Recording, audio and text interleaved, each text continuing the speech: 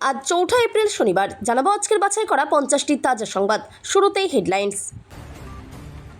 প্রধানমন্ত্রীকে বলুন আমার সঙ্গে এক মঞ্চে ডিবেট করতে, মুখোশ টেনে খুলে দেব, মোদিকে চ্যালেঞ্জ মমতার। মাঝ আকাশে 1000 কোটির যুদ্ধ বিমান ধ্বংস, ইরানের মারে কুপকাত আমেরিকার অত্যাধুনিক F-35। বকেয়া মেটাতে বড় পদক্ষেপ, দ্রুত তথ্য জমার নির্দেশ, তৎপর রাজ্য সরকার। দেখুন বিস্তারিত ভিডিওতে। দীঘায় জওয়ানের রহস্য মৃত্যু, ভোররাতে গুলির শব্দে কেঁপে উঠল ক্যাম্প, ভোটের ডিউটিতে এসে মর্মান্তিক পরিণতি। 1000 কিলোমিটার জুড়ে মেঘের আস্তরণ, ছেয়ে গেছে পাকিস্তান থেকে ভারত, ধরা পড়ল উপগ্রহ চিত্রে, বাড়তে পারে ঝড় বৃষ্টি। ভোটের 20 দিন আগে বড় ধামাকা, 52 লক্ষ বিচার্য ভোটারের ফয়সালা করল নির্বাচন কমিশন। হাইকোর্টে ঢুকলেই তাকে ঘিরে ভিড় জমে যায়, সোশ্যাল মিডিয়ায় লক্ষ লক্ষ ফলোয়ার। কে এই মোফাক্কেরুল ইসলাম? নৃশংস, কুমারী মেয়ের রক্ত চাই, ছেলেকে সুস্থ করতে তান্ত্রিকের নির্দেশে মেয়ের যৌনাঙ্গে লাঠি ঢুকিয়ে খুন মায়ের। যুবসাথীর টাকা কবে পাওয়া যাবে? হরিরামপুর থেকে জানিয়ে দিলেন মমতা। আর কি বললেন? বাংলা আক্রান্ত হলে টার্গেট দিল্লি, বিজেপিকে ওপেন চ্যালেঞ্জ মমতার, ভোটের আগেই হুঙ্কার দিদির। ভোটের রেজাল্ট বের হলেও বাংলায় থাকছে 500 কোম্পানি কেন্দ্রীয় সশস্ত্র পুলিশ। কি কাজ? এর 8ম সাপ্লিমেন্টারি লিস্ট প্রকাশিত, 52 লক্ষ নামের নিষ্পত্তি। এখনই চেক করুন আপনার নাম। আমার মাথার উপরে দিদির হাত আছে, যতই করুক আমাদের সঙ্গে পারবে না, এটা বাংলা। অনুব্রত মণ্ডল। ডিলিটেড বৈধ ভোটারের নাম না ওঠা পর্যন্ত আন্দোলন চলবে, অনর মালদহ কাণ্ডের মাথা মোফাক্কেরুল। গেরুয়া ঝান্ডা টাঙাতে গিয়ে ঘাসফুলের ঝান্ডা ছেঁড়া নিয়ে বিজেপি বনাম বিজেপি, প্রতিবাদীর মাথায় বোতল ভাঙলেন সতীর্থ। হয়তো এভাবে আমার মুখ বন্ধ করা যাবে, কিন্তু থামানো যাবে না। ডানার ছাড়তেই মুখ খুললেন রাঘব চাড্ডা। শুভেন্দুর মনোনয়ন ঘিরে হাজরায় ধুন্ধুমার, কমিশনের ধমক খেয়ে কড়া লালবাজার, জোড়া এফআইআর পুলিশের। পুলিশের জালে নেতা থেকে প্রার্থী, সেই কালিয়াচক কাণ্ডে নাম জড়ালো মন্ত্রীর। জবাবে কি বললেন তিনি? দুদিনে নাম ফেরানো কি সম্ভব? 17 লক্ষ ভোটার বাদ পড়তেই অনিশ্চয়তা, ট্রাইব্যুনাল গঠন না হওয়ায় প্রশ্নের পাহাড়। বদলে গেল নতুন প্যান কার্ড তৈরির আবেদনের নিয়ম, শুধু আধারে আর হবে না, লাগবে আরও ডকুমেন্ট। এপ্রিলে আসছে না যুবসাথীর টাকা? বড় আপডেট দিলেন মুখ্যমন্ত্রী। কেন আটকে গেল 1500 টাকা? রাজস্থানে কুপিয়ে খুন মালদহের যুবককে, মন্দিরের কাছে উদ্ধার হলো বস্তাবন্দি দেহ। মোথাবাড়ির আঁচে ফুটছে বঙ্গ রাজনীতি, দিলীপের গায়ের জোর বনাম ফিরহাদের জনতার অ্যাকশন, কে এগিয়ে? যুবসাথী ভাতা নিয়ে নয়া নির্দেশিকা, কারা পাবেন আর কাদের নাম কাটা যাবে? ট্রেনের টয়লেটের কাছে ঘুমিয়ে থাকা সৈন্যরা, এখন পুরো দেশ টিসির সেই একটা কাজকে স্যালুট জানাচ্ছে। বিজেপি জিতলে মুখ্যমন্ত্রীকে সাফ জানালেন মিঠুন চক্রবর্তী, ভোটের আগেই তথ্য ফাঁস। ভবানীপুরে মমতার বিরুদ্ধে শুভেন্দু বিজেপির মোক্ষম চাল, দলের গোষ্ঠীদ্বন্দ্ব কি বললেন রুদ্রনীল? ফল প্রকাশের দিনই শাহকে বাংলায় সবুজ উল্লাস দেখে যাওয়ার আহ্বান তৃণমূলের। গ্রেপ্তার করেছে ধৃত মালদহের মাস্টারমাইন্ড নেতা, প্রচার সভা থেকে জানিয়ে দিলেন মমতা। অজিত মাহাতো ডিল করে নিজের ছেলেকে প্রার্থী করেছে, পুরুলিয়া থেকে তোপ অভিষেকের। ওষুধের ওপর 100% কর আরোপের পর ফের এই জিনিসের ওপর 50% কর বসালেন ট্রাম্প। প্রচারে ঢুকে জয় বাংলা স্লোগান কর্মীর, মেরে মাথা ফাটিয়ে দিল বিজেপি। মোথাবাড়িতে গাড়ির উপর ওঠে উস্কানিমূলক বক্তৃতার অভিযোগ, হাতে পাকড়াও অভিযুক্ত, পালাচ্ছিলেন। বিজেপির চক্রান্তেই 90 লক্ষ নাম বাদের সম্ভাবনা, আশঙ্কা তৃণমূল প্রার্থী তন্ময় ঘোষের। 7 বছর আগের ভুল থেকে শিক্ষা নিয়েছেন শাহ। 2019 সালের কলেজ স্ট্রিটের ঘটনার পুনরাবৃত্তি হলো না ভবানীপুরে। গুন্ডা মস্তানরা নিরাপত্তা পেয়ে যাবে, এটা হয় নাকি? মালদহের ঘটনার পর অ্যাকশন, শুধু অ্যাকশন চাইছেন গণেশ। সামনেই ভোট, নির্বাচন কমিশনের হস্তক্ষেপে প্রাথমিকের ইন্টারভিউ স্থগিত। শ্রীরামপুরে প্রদেশ সভাপতিকে প্রার্থী করল কংগ্রেস, শুরু রাজনৈতিক চর্চা। নওশাদকে বেশি গুরুত্ব, প্রচার থেকে মুখ ফেরাচ্ছে ক্ষুব্ধ সিপিএমের একাংশ। বিচারকরাই যদি মার খান তবে আমজনতা যাবে কোথায়? খোদ কলকাতায় বিচারপতির ওপর হামলায় অগ্নিশর্মা দিলীপ। আর কি প্রমাণ দেব? মাধ্যমিকের নথি দিয়েও ভোটার তালিকা থেকে উধাও নাম। চাকুলিয়া মোথাবাড়িতে নজিরবিহীন ভোটারের নাম ডিলিট।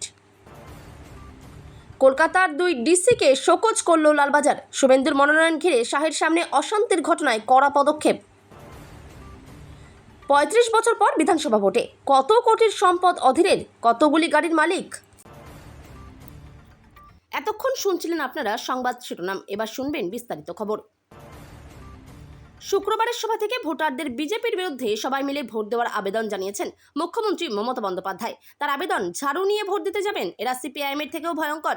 সব সিপিএম এখন বিজেপি করে, এরা খুব বিষাক্ত। মমতা বন্দ্যোপাধ্যায় বলেন, যারা ভোটারদের নাম কেটেছে তাদের একটিও ভোট দেবেন না। যাদের নাম বাদ গেছে তারা তাড়াতাড়ি ট্রাইব্যুনালে আপিল করুন। দরখাস্তের ফর্ম দিয়ে সাহায্য করুন পার্টি অফিস থেকে। তার অভিযোগ, এরা চায় তৃণমূলের 10 থেকে 20টা প্রার্থীর নাম বাতিল করে দিতে। মালদার ঘটনার সম্পর্কে উদ্বেগ প্রকাশ করে মুখ্যমন্ত্রী বলেন, একটা ঘটনা বাংলার সম্মান নষ্ট করে দিয়েছে। আসাউদ্দিন ওয়েসিকে আক্রমণ করে তার দাবি, এটা স্থানীয় মানুষের ভুল নয়। হায়দ্রাবাদ থেকে এলো বিজেপির কোকিল আর কিছু কমিউনাল লোক। তারা ভোটের সময় বিহারে গিয়ে ভোট ভেঙে বিজেপিকে জিতিয়েছিল। মালদাতেও তারা এই করেছে। পশ্চিম এশিয়ায় সংঘাতের আবহে ফের চাঞ্চল্যকর দাবি করল ইরান। তেহরানের দাবি, তাদের বিমান প্রতিরক্ষা ব্যবস্থা আমেরিকার অত্যন্ত ব্যয়বহুল ও অত্যাধুনিক একটি F-35 যুদ্ধবিমান ধ্বংস করেছে। রাষ্ট্রীয় সংবাদ মাধ্যম IRIB জানিয়েছে, যুক্তরাজ্যের RAF লেকেনহিথ স্কোয়াড্রনের এই বিমানটিকে লক্ষ্য করে হামলা চালানো হয়। ইরানি সামরিক কর্তাদের মতে, মাঝ আকাশে বিস্ফোরণের পর বিমানটি মধ্য ইরানে আছড়ে পড়ে এবং পাইলটের মৃত্যু হওয়ার প্রবল সম্ভাবনা রয়েছে। উল্লেখ্য, গত 28 ফেব্রুয়ারি সংঘাত শুরুর পর এটি ইরানের দ্বিতীয় বড় সাফল্য বলে দাবি করা হয়েছে। এর আগে 19 মার্চ ইরান একটি F-35 বিমানকে আঘাত করার দাবি তুলেছিল, যা একটি সামরিক ঘাঁটিতে জরুরি অবতরণ করতে বাধ্য হয়েছিল। যদিও মার্কিন সেন্ট্রাল কমান্ড 19 মার্চের ঘটনাটি স্বীকার করলেও দাবি করেছে যে বিমানটি নিরাপদে অবতরণ করেছে এবং পাইলট সুস্থ আছেন। পঞ্চম প্রজন্মের এই যুদ্ধবিমানের প্রতিটির মূল্য প্রায় 1000 কোটি টাকা। ইরান ও আমেরিকার এই পাল্টাপাল্টি দাবিতে এখন বিশ্বজুড়ে যুদ্ধের মেঘ আরও ঘনীভূত হচ্ছে। বকেয়া ডিএ নিয়ে দীর্ঘদিন ধরেই সমস্যার মধ্যে রয়েছেন গ্রান্ট ইন এইড সংস্থার কর্মী ও পেনশনভোগীরা। অনেকেই এখনও টাকা পাননি। এবার সেই জট কাটাতে উদ্যোগী হয়েছে রাজ্য সরকার। মূল সমস্যা ছিল ঠিকঠাক তথ্য না থাকা, তাই এবার সব দপ্তরকে দ্রুত তথ্য জমা দিতে বলা হয়েছে। সূত্রের খবর, নবান্নের সম্প্রতি এক উচ্চ পর্যায়ের বৈঠকে বিষয়টি নিয়ে স্পষ্ট নির্দেশ দেওয়া হয়। বৈঠকে উপস্থিত ছিলেন একাধিক গুরুত্বপূর্ণ দপ্তরের শীর্ষ আধিকারিকরা। সেখানে গ্রান্ট ইন এইড সংস্থাগুলির কর্মীদের বকেয়া ডিএ সংক্রান্ত তথ্য সংগ্রহ ও যাচাইয়ের অগ্রগতি খতিয়ে দেখা হয়। অর্থ দপ্তরের তরফে জানানো হয়েছে, ইতিমধ্যেই সুপ্রিম কোর্টের নির্দেশ মেনে 2016 সালের জানুয়ারি থেকে 2019 সালের ডিসেম্বর পর্যন্ত রাজ্য সরকারি কর্মচারী ও পেনশনভোগীদের প্রাপ্য ডিএ মিটিয়ে দেওয়া হয়েছে। তবে সহায়তাপ্রাপ্ত সংস্থাগুলির ক্ষেত্রে সম্পূর্ণ তথ্য এখনও হাতে না আসায় টাকা দেওয়ার কাজ শুরু করা সম্ভব হয়নি। ভোটমুখী বাংলায় ফের মর্মান্তিক দুর্ঘটনা। দীঘায় ভোট ডিউটিতে এসে নিজের সার্ভিস রিভলভার থেকে গুলি চালিয়ে আত্মঘাতী হলেন এক সিআরপিএফ জওয়ান।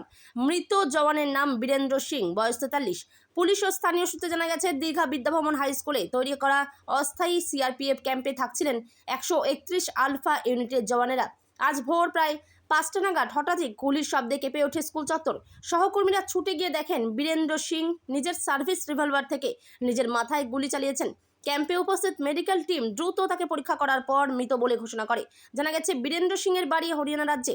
বিধানসভা নির্বাচনের ডিউটিতে তিনি এই এলাকায় এসেছিলেন। ঘটনার খবর পেয়ে দীঘা থানার পুলিশ ঘটনাস্থলে পৌঁছায়। কেন তিনি এই পথ বেছে নিলেন তা নিয়ে এখনও ধোঁয়াশা রয়েছে। কোনো ব্যক্তিগত বা পারিবারিক সমস্যা নাকি ডিউটির চাপ, সব দিক খতিয়ে দেখছেন পুলিশ ও সিআরপিএফ এর উচ্চপদস্থ আধিকারিকরা। উপগ্রহ চিত্রে ধরা পড়া সেই ছবি প্রকাশ করেছে মৌসুম ভবন। এই মেঘ বলয় ইঙ্গিত দিচ্ছে আগামী দিনে ঝড় বৃষ্টির সম্ভাবনা আরও বাড়বে পশ্চিমী ঝঞ্ঝার কারণে। উপগ্রহ চিত্রে ধরা পড়েছে মেঘের ঘন আস্তরণ ঢেকে রয়েছে উত্তর পশ্চিম ভারত এবং সংলগ্ন পাকিস্তান। 1000 কিলোমিটার জুড়ে মেঘের আস্তরণে ঢাকা, আর সেই আস্তরণের বিস্তার পাকিস্তান থেকে ভারত পর্যন্ত। উপগ্রহ চিত্রে সেই মেঘের ছবি ধরা পড়েছে, সেই ছবি প্রকাশ করেছে মৌসুম ভবন। এই মেঘ বলয় ইঙ্গিত দিচ্ছে আগামী দিনে ঝড় বৃষ্টির সম্ভাবনা আরও বাড়বে পশ্চিমী ঝঞ্ঝার কারণে। উপগ্রহ চিত্রে ধরা পড়েছে মেঘের ঘন আস্তরণ ঢেকে রয়েছে উত্তর পশ্চিম ভারত এবং সংলগ্ন পাকিস্তানে, সেটি ক্রমশ পূর্ব দিকে সরছে। উপগ্রহ চিত্রে আরও দেখা গিয়েছে মেঘের পুরো আস্তরণ রয়েছে জম্মু কাশ্মীর, হিমাচল প্রদেশ, পাঞ্জাব, হরিয়ানা এবং রাজস্থানের একাংশে।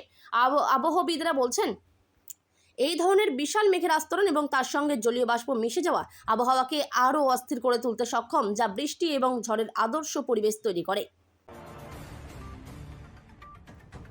রাজ্যে প্রথম দফার ভোটের মাত্র 20 দিন আগে বিচারাধীন ভোটারদের অষ্টম তালিকা প্রকাশ করল নির্বাচন কমিশন। বৃহস্পতিবার প্রকাশিত এই তালিকায় জানানো হয়েছে প্রায় 52 লক্ষ মামলার নিষ্পত্তি ইতিমধ্যেই সম্পন্ন হয়েছে। কলকাতা হাইকোর্টের নির্দেশ মেনে আগামী 4 দিনের মধ্যেই অবশিষ্ট 8 লক্ষ নামের যাচাই প্রক্রিয়া শেষ হবে বলে আশা করছে কমিশন।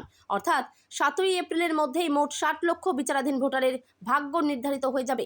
মুখ্য নির্বাচনী আধিকারিকের দপ্তর সূত্রের খবর, এখন পর্যন্ত যাচাই করা নামের মধ্যে প্রায় 35 থেকে 40% নাম তালিকা থেকে বাদ দেওয়া হয়েছে। আগামী 23 এপ্রিল প্রথম দফার ভোট, আর মনোনয়ন জমা দেওয়ার শেষ দিন 6 এপ্রিল। ফলে ভোটার তালিকা ফ্রিজ বা চূড়ান্ত করার আগেই এই বিশাল কর্মকাণ্ড শেষ করা জরুরি। উল্লেখ্য, মালদার কালিয়াচকে বিচার বিভাগীয় আধিকারিকদের ঘেরাও করার ঘটনার পর এই যাচাইকরণের কাজে নিযুক্ত অফিসারদের নিরাপত্তা নিয়ে বাড়তি সতর্কতা অবলম্বন করা হচ্ছে। যাদের নাম এই তালিকায় নেই তাদের ট্রাইব্যুনালের দ্বারস্থ হতে হবে, যদিও সেই প্রক্রিয়া শুরু হওয়া নিয়ে এখনও কিছুটা অনিশ্চয়তা রয়েছে। ঝাড়খণ্ডের হাজারিবাগ জেলা থেকে এক হাড়হিম করা নৃশংস হত্যাকাণ্ডের খবর সামনে এসেছে, যা আধুনিক সমাজ ও সভ্যতার মুখে এক বড় কলঙ্ক লেপে দিয়েছে। কুসংস্কার আর অন্ধবিশ্বাসের চরম সীমায় পৌঁছে নিজের 13 বছরের কন্যা সন্তানকে নরবলি দেওয়ার অভিযোগে গ্রেপ্তার করা হয়েছে খোদ জন্মদাত্রী মা, তার প্রেমিক এবং এক তান্ত্রিককে। গত 24শে মার্চ রাতে হাজারিবাগের কুসুমভা গ্রামে এই পৈশাচিক ঘটনাটি ঘটে। ঘটনার সূত্রপাত হয় রামনবমীর মঙ্গলা জুলুসের মিছিল চলাকালীন। ওই দিন সন্ধ্যাবেলা থেকে নিখোঁজ ছিল কিশোরীটি। পরের দিন সকালে গ্রামের একটি স্থানীয় মিডল স্কুলের পেছনের বাসঝাড় থেকে তার রক্তাক্ত দেহ উদ্ধার হয়। প্রাথমিকভাবে নিগৃহীতার মা ধনেশ্বর পাসওয়ান নামে এক ব্যক্তির বিরুদ্ধে থানায় অভিযোগ দায়ের করেন, কিন্তু পুলিশি তদন্ত শুরু হতেই দেখা যায় আসল অপরাধী কোনো বাইরের লোক নয়, বরং অভিযোগকারিনী নিজেই। ঝাড়খণ্ড পুলিশের একটি বিশেষ তদন্তকারী দল যখন ঘটনার গভীরে যায়, তখন অন্ধবিশ্বাসের এক ভয়াবহ চিত্র ফুটে ওঠে। নির্বাচনী উত্তাপে ফুটছে উত্তরবঙ্গ। শুক্রবার রায়গঞ্জ ও হরিরামপুরের জোড়া জনসভা থেকে বিজেপি এবং কেন্দ্রীয় সরকারের বিরুদ্ধে নজিরবিহীন আক্রমণ শানালেন তৃণমূল নেত্রী মমতা বন্দ্যোপাধ্যায়। তার সাফ হুঁশিয়ারি, বাংলাকে যদি কেউ টার্গেট করার দুঃসাহস দেখায় তবে আমরাও বসে থাকবো না, আমাদের টার্গেট হবে দিল্লি। দক্ষিণ দিনাজপুরের হরিরামপুরের হাজারিপাড়ার জনসভা থেকে মমতা বন্দ্যোপাধ্যায় অভিযোগ করেন, বিজেপি ভিন রাজ্য থেকে লোক এনে বাংলার জনবিন্যাস বদলে দেওয়ার ষড়যন্ত্র করছে। তিনি বলেন, বিহার ও উত্তরপ্রদেশ থেকে লোক এনে বাংলার ভোটার তালিকায় নাম তোলা হচ্ছে, যাতে বাংলার ভূমিপুত্ররা ভোটাধিকার প্রয়োগ করতে না পারে। এ বিষয়ে তিনি নির্বাচন কমিশনের কাছে অভিযোগ জানিয়েছেন বলে জানান। রায়গঞ্জের সভা থেকে মুখ্যমন্ত্রী মনে করিয়ে দেন, বিজেপি উত্তরবঙ্গকে ভাগ করার নীল নকশা তৈরি করছে। তার দাবি, উত্তর দিনাজপুর, মালদা, শিলিগুড়ি এবং বিহারের কিছু অংশ নিয়ে আলাদা রাজ্য গড়ার পরিকল্পনা করছে কেন্দ্র। ভোটের ফল প্রকাশের পরেও রাজ্যে থাকবে 500 কোম্পানি কেন্দ্রীয় বাহিনী। ভোট পরবর্তী আইন শৃঙ্খলা রক্ষার স্বার্থে এই সিদ্ধান্ত কমিশনের। থাকবে 500 কোম্পানি সিএপিএফ অর্থাৎ কেন্দ্রীয় সশস্ত্র পুলিশ বাহিনী। ইভিএম, স্ট্রং রুম এবং গণনা কেন্দ্রের নিরাপত্তা ব্যবস্থার জন্য থাকছে 200 কোম্পানি সিএপিএফ। যতক্ষণ না গণনার কাজ সম্পূর্ণভাবে শেষ হচ্ছে ততদিন পর্যন্ত তাদের রেখে দেওয়া হবে বলে জানা যাচ্ছে। অনেক ক্ষেত্রেই দেখা যায় নানা জায়গাতে এই রিপোলের দাবিও ওঠে। তাই সেক্ষেত্রে যাতে নতুন করে কোনো গোলযোগ না হয়, নতুন করে যাতে অশান্তির বাতাবরণ তৈরি না হয়, স্ট্রং রুম যাতে নষ্ট করে ফেলা না হয়, ইভিএমের যাতে কোনো ক্ষতি না হয়, এই সমস্ত কারণেই আরও 200 কোম্পানি সিএপিএফ জওয়ানদের রাখা হচ্ছে। ওয়াকিবহাল মহলের ধারণা, অতীত থেকে শিক্ষা নিয়েই এই পদক্ষেপের পথে হাঁটছে কমিশন। প্রায় প্রতি ভোটেই বেনজির হিংসার অভিযোগ উঠেছে। নির্বাচন শেষ হলেও ভোট পরবর্তী হিংসার অভিযোগেরও অন্ত নেই। ঝরেছে রক্ত, গিয়েছে প্রাণ। শেষ বিধানসভা নির্বাচন, নিহত অভিজিৎ সরকার থেকে উপনির্বাচনে তামান্নার মৃত্যুতে বারবার প্রশ্ন উঠেছে রাজ্যের আইন শৃঙ্খলা নিয়ে। রাজ্যে প্রথম দফার ভোটের আগে ভোটার তালিকা সংশোধন নিয়ে বড়সড় স্বস্তির খবর দিল নির্বাচন কমিশন। প্রকাশিত হলো 8ম সাপ্লিমেন্টারি লিস্ট। কমিশন সূত্রে খবর, বিবেচনাধীন থাকা 60 লক্ষ নামের মধ্যে ইতিমধ্যে 52 লক্ষ নামের নিষ্পত্তি সম্পন্ন হয়েছে। বাকি থাকা প্রায় 8 লক্ষ নামের ভবিষ্যৎ নির্ধারিত হয়ে যাবে আগামী 4 দিনের মধ্যেই। কলকাতা হাইকোর্টের নির্দেশ অনুযায়ী আগামী 7ই এপ্রিলের মধ্যে সমস্ত বিবেচনাধীন ভোটারের মামলা নিষ্পত্তি করতে হবে। কমিশনের এক পদস্থ আধিকারিক জানিয়েছেন, বৃহস্পতিবার সন্ধ্যার মধ্যেই 52 লক্ষ কাজ শেষ, বাকি 8 লক্ষের প্রক্রিয়া চলছে।